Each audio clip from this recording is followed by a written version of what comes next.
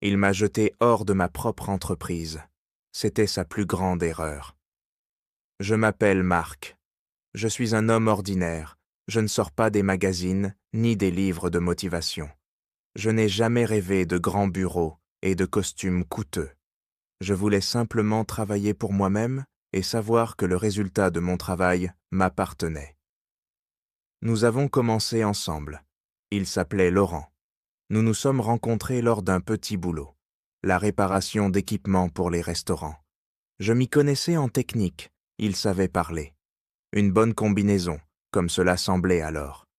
Je faisais ma part en silence, il courait, négociait, promettait. Et il rapportait les commandes. Un soir, il m'a dit « Et si on se lançait dans quelque chose à nous ?» J'ai accepté presque sans réfléchir, non pas parce que j'étais naïf, mais simplement parce que parfois, on a envie de croire en quelqu'un avec qui on boit un café tous les jours et qui vous regarde dans les yeux quand il vous serre la main. Nous avons créé notre entreprise à deux, 50-50, sans investisseur, sans stratagème. J'ai investi l'argent que j'avais économisé pendant plusieurs années. Lui, ses contacts et son franc-parler. Je travaillais 12 heures par jour.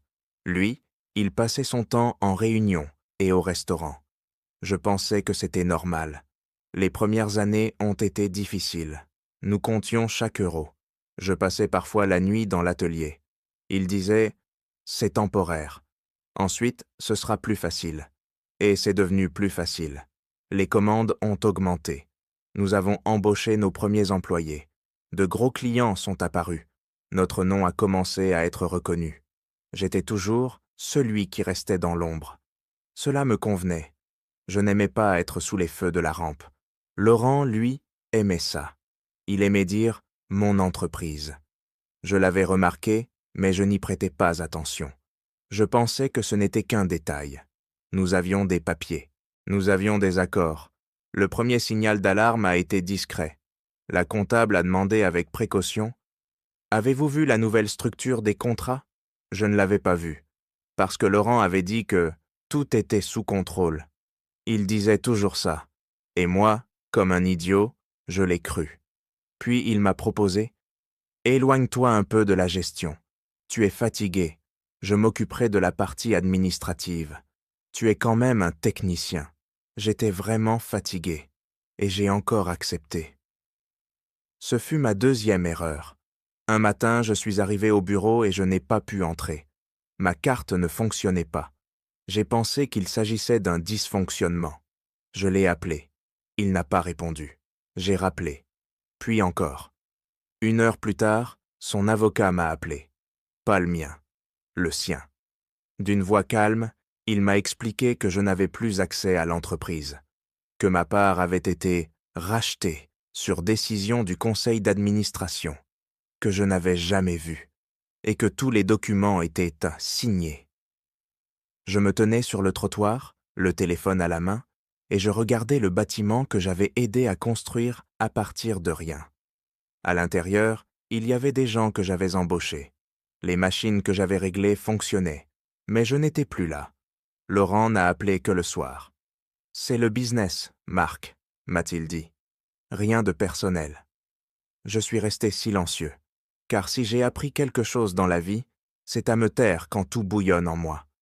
Il a encore dit quelque chose à propos d'une compensation, à propos du fait que tu ne vas pas disparaître. J'écoutais et je mémorisais. Cette nuit-là, je n'ai pas dormi. Non pas parce que j'avais perdu de l'argent, mais parce que j'avais compris. On ne m'avait pas simplement volé. On m'avait jeté comme une pièce usagée. Et à ce moment-là, j'ai pris une décision. Je ne crierai pas. Je n'irai pas tout de suite au tribunal. Je ne courrai pas partout pour supplier. Je ferai ce que je sais faire le mieux. J'attendrai. Car le pire enfer, ce n'est pas la colère. Le pire enfer, c'est quand on enlève lentement à quelqu'un tout ce qui lui appartient et qu'il ne comprend pas tout de suite comment il est en train de tomber. Les premières semaines qui ont suivi ont été étranges. C'était comme si on m'avait poussé hors du train, alors que celui-ci continuait à rouler longtemps à côté de moi. Je me réveillais tôt, par habitude, je m'habillais, Puis je me rappelais que je n'avais nulle part où aller. Le téléphone restait silencieux. Les personnes avec lesquelles j'avais travaillé pendant des années étaient soudainement occupées. Je ne leur en voulais pas. Je comprenais tout. Dans les affaires, l'amitié s'arrête là où commence la peur. Je me suis assis et j'ai commencé à tout ranger sur les étagères. Les documents, la correspondance, les contrats, les anciennes copies de sauvegarde. J'ai toujours été pointilleux sur les détails. Je conservais les lettres, je consignais les accords. Laurent s'en moquait. Il disait que je vivais comme un comptable. Cela ne m'offensait pas. Maintenant, je lui en étais reconnaissant. Je ne suis pas allé au tribunal. Pour l'instant. Le tribunal, c'est un cri. Et un cri, ça alerte. J'avais besoin de silence. J'ai commencé petit. J'ai appelé quelques anciens clients, sans prétention, juste en tant qu'être humain. Je leur ai dit que je ne travaillais plus dans cette entreprise, mais que s'ils avaient besoin de conseils, je restais à leur disposition. Sans publicité, sans pression. Certains m'ont écouté froidement, d'autres m'ont écouté attentivement, et d'autres encore ont soupiré et m'ont dit « C'est dommage que tu ne sois plus là. C'était plus simple avec toi. » Je me suis souvenu de ces phrases. En parallèle, je me suis renseigné sur la façon dont leurs affaires marchaient. Pas directement, par l'intermédiaire de connaissances, par le marché, par des rumeurs. Laurent a radicalement changé de style. Voiture de luxe, nouveau bureau, beaucoup de grands mots, peu de contrôle. Il a toujours aimé les apparences. Mais les apparences ne durent pas longtemps si les fondations ne sont pas les vôtres. J'ai ouvert une petite entreprise, sans prétention, sans enseigne, à mon nom. Je n'ai pas pris ses clients. J'ai pris les problèmes dont ils ne voulaient pas s'occuper. Les problèmes complexes, les problèmes peu rentables, ceux qui nécessitent de réfléchir plutôt que de sourire. Je travaillais à nouveau beaucoup, mais cette fois-ci, c'était différent, tranquillement, avec le sentiment que chaque pas était le mien. Au bout de quelques mois, les appels ont commencé, d'abord avec prudence. Pourriez-vous jeter un œil? On vous a recommandé? Nous savons que vous avez déjà... Je n'ai pas refusé. Je n'ai pas débauché. J'ai simplement fait mon travail. Bien, mieux qu'avant. Parce que maintenant, je n'avais plus de partenaire qui ne pensait qu'à l'image. Et puis, il a commencé à avoir des problèmes. Un gros client a rompu son contrat.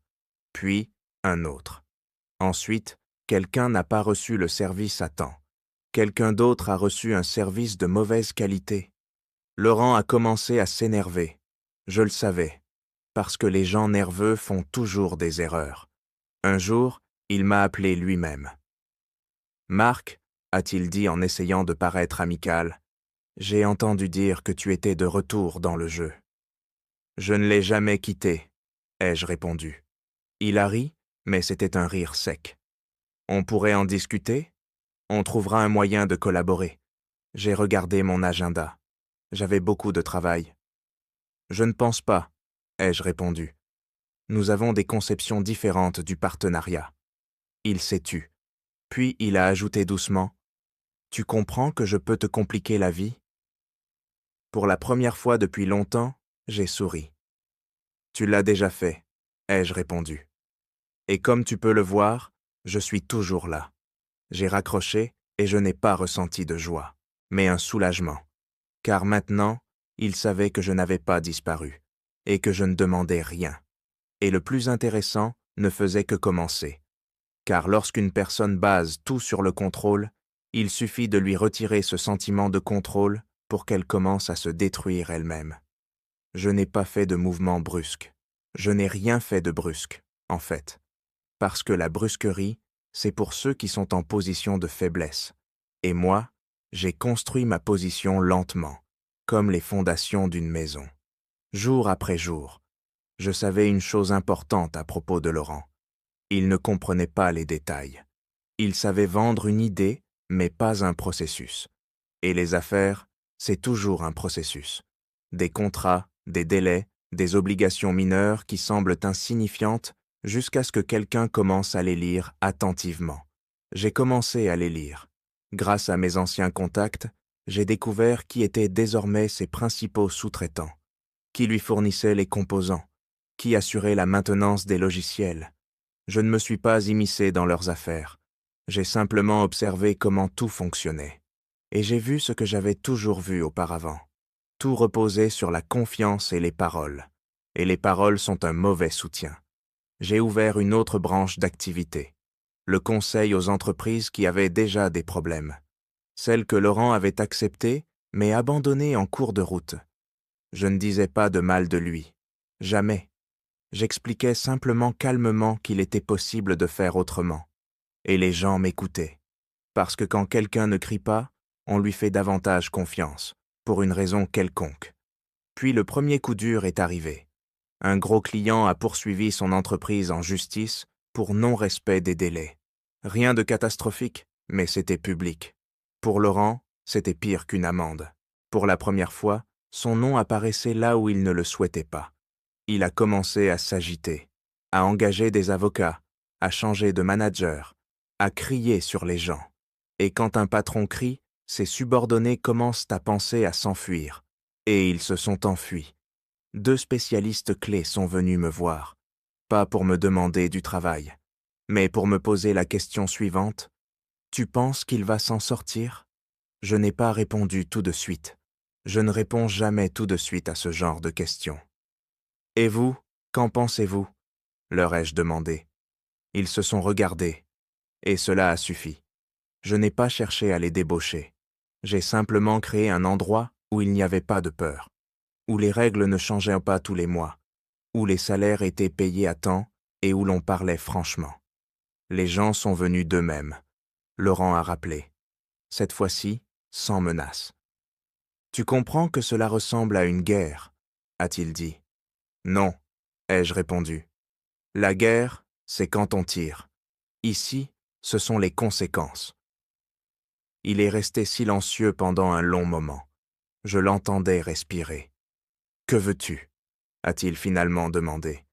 Et c'est là que s'est produit le moment le plus important, car il pensait que je voulais récupérer l'entreprise. Une part, de l'argent, une vengeance en chiffres. Je veux que tu vives avec ce que tu as fait, lui ai-je dit. Chaque jour. Il n'a rien répondu. Quelques semaines plus tard, j'ai appris que les investisseurs commençaient à se détourner de lui, lentement, sans scandale. Ils ne renouvelaient tout simplement pas leur contrat. Car dans les affaires, il existe une vérité simple. Si vous êtes entouré d'un trop grand nombre d'anciens partenaires, c'est un signal d'alarme. Je n'ai pas fait la fête. Je n'ai pas ouvert de champagne. J'ai simplement travaillé. Car la véritable vengeance n'est pas un moment. C'est un processus au cours duquel vous ne devenez pas comme celui qui vous a trahi. Et le plus ironique, c'est que j'ai vraiment tout récupéré. Pas juridiquement, mais en substance, le marché, la réputation, les gens et la tranquillité. Et Laurent, il tenait encore bon, mais je voyais déjà des fissures apparaître sous ses pieds. Et quand une personne commence à avoir peur du silence, elle commet les pires erreurs. Lorsque les fissures deviennent visibles, les gens font généralement l'une des 2 choses suivantes. Soit ils s'arrêtent et reconnaissent leurs erreurs, soit ils se mettent à courir plus vite en espérant que le bruit de leurs pas couvrira la réalité. Laurent a choisi la 2e option. Il s'est mis à tout faire. Nouveau marché, nouveaux services, nouvelles promesses. L'entreprise s'est gonflée comme un ballon dont on aurait oublié de vérifier les coutures. À l'intérieur, il y avait beaucoup d'agitation et très peu de sens. Les gens changeaient tous les mois. Les règles, toutes les semaines. Les documents étaient signés à la va-vite. Je voyais cela de l'extérieur et je sentais presque physiquement à quel point il était fatigué. Car lorsque vous ne construisez pas sur la confiance, mais sur la peur, vous devez être constamment présent. Contrôler, appeler, vérifier. Et cela est épuisant. Un jour, un homme d'âge moyen, responsable d'un des départements de l'entreprise de Laurent, est venu me voir. Il ne demandait pas de travail. Il demandait des conseils. Il disait qu'il ne comprenait pas quelles étaient ses responsabilités et ce qu'on attendait de lui. Je ne l'ai pas critiqué. Je lui ai simplement posé quelques questions simples. Il n'a pas su y répondre. Et c'est alors qu'il a tout compris. Cela s'est produit avec beaucoup d'autres. Pendant ce temps, je faisais une chose que Laurent n'a jamais su faire. Je construisais des relations durables. Pas avec des mots, mais avec de la stabilité. Si je disais « mardi », c'était mardi. Si quelque chose ne marchait pas, j'en parlais tout de suite, sans fioriture. Les gens apprécient ça. Pas tout de suite, mais à long terme. Et j'ai fait autre chose d'important. J'ai retrouvé mon nom. Avant, j'étais le partenaire de Laurent. Maintenant, j'étais simplement Marc, et cela suffisait. 1 an après qu'il m'ait renvoyé, nous nous sommes revus, par hasard, lors d'un événement professionnel. Il avait vieilli, pas physiquement, mais intérieurement. Ses mouvements étaient devenus brusques, son regard tendu. Il m'a vu et s'est figé pendant 1 seconde. Puis il s'est approché. « Tu es content ?» m'a-t-il demandé sans me saluer. J'ai réfléchi et j'ai répondu honnêtement. « Je suis serein. » Cela l'a mis plus en colère que n'importe quelle insulte, car il voulait voir du triomphe ou de la colère. Et il n'a obtenu que le silence. « Tu as détruit ma vie » m'a-t-il dit. Je l'ai regardé attentivement. « Non » ai-je répondu. « J'ai simplement cessé de te soutenir. » Il est parti sans même dire au revoir, et je suis resté. J'ai discuté avec plusieurs personnes. J'ai échangé mes coordonnées, et je suis rentré chez moi plus tôt que prévu, car je n'avais plus rien à prouver. Quelques mois plus tard, son entreprise a commencé à réduire ses effectifs. D'abord discrètement, puis publiquement. Les nouvelles étaient sèches, sans drame. Exactement le genre qui fait le plus mal. Parce qu'il n'y a pas d'ennemis. Il n'y a que des chiffres. Je n'ai pas célébré. Je ne pensais même pas à lui tous les jours. Mais parfois, tard le soir, je me surprenais à penser à une chose simple. La justice ne se présente pas toujours comme un coup dur. Le plus souvent, elle ressemble à une pièce vide, où seul votre propre écho résonne. Et quand une personne y reste longtemps, elle commence à entendre ce qu'elle fuyait depuis des années. Tout s'est finalement terminé dans le calme, sans déclaration fracassante, sans coup de fil final. Je l'ai appris par hasard. Un ami m'a envoyé un bref message. La société de Laurent avait annoncé sa faillite. Quelques lignes sèches. Aucune explication. Aucun nom. Je l'ai relu 2 fois, et je n'ai rien ressenti tout de suite. Ni joie, ni regret. J'ai simplement accepté le fait, comme on accepte un changement de temps. Le soleil s'est couché. Le soir est tombé. Puis, plus tard, j'ai pris conscience. Je n'ai pas récupéré une entreprise. J'ai récupéré ma vie. Celle qu'il m'avait enlevée d'un simple trait de plume et d'une phrase froide, c'est le business. Laurent m'a écrit quelques semaines plus tard. Bref, sans excuse, sans prétention. Tu as gagné. J'ai longuement regardé ce message. Puis je l'ai effacé, parce qu'il s'était encore trompé. Je n'avais pas joué. Je n'avais simplement pas laissé faire de moi une ombre. On dit que la vengeance rend mauvais. Elle rend pire. J'y ai beaucoup réfléchi. Et j'ai compris une chose. Ce n'est pas la vengeance qui m'a rendu mauvais. C'est le fait d'avoir fait confiance à la mauvaise personne. Mais le rétablissement des limites, au contraire, m'a redonné le respect de moi-même. Je ne l'ai pas poursuivi en justice. Je ne lui ai pas directement gâché la vie. J'ai simplement repris ce qui m'appartenait. Ma réputation, mes clients, mes collaborateurs, mon nom. Et quand il s'est retrouvé sans tout cela, il s'est avéré que derrière sa façade ronflante, il n'y avait rien. Aujourd'hui, j'ai une entreprise stable. Elle n'est pas gigantesque, mais elle est honnête. Je connais chaque personne avec laquelle je travaille. Je sais de quoi je suis responsable. Et je ne signe plus jamais un document sans en avoir lu chaque ligne. On me demande parfois si je regrette d'avoir accepté de m'associer avec lui. Je réponds toujours la même chose. Non. car sans cela, je n'aurais jamais appris la leçon la plus importante. Dans les affaires, comme dans la vie, seuls ceux que vous avez laissés entrer dans votre vie peuvent vous trahir. Mais c'est après cela que vous commencez à vraiment comprendre qui vous êtes et ce que vous valez. Mon enfer n'était pas un cri pour lui. Ce n'était pas une vengeance frontale. C'était la lente prise de conscience que tout ce qu'il considérait comme sien reposait en réalité sur moi. Et sans moi, tout s'est effondré. Et j'ai continué mon chemin, sans haine, sans triomphe, avec le calme d'une personne qui ne laissera plus jamais personne lui voler sa vie avec de belles paroles. Et tu sais ce qui est le plus agréable ? Je ne pense plus à lui.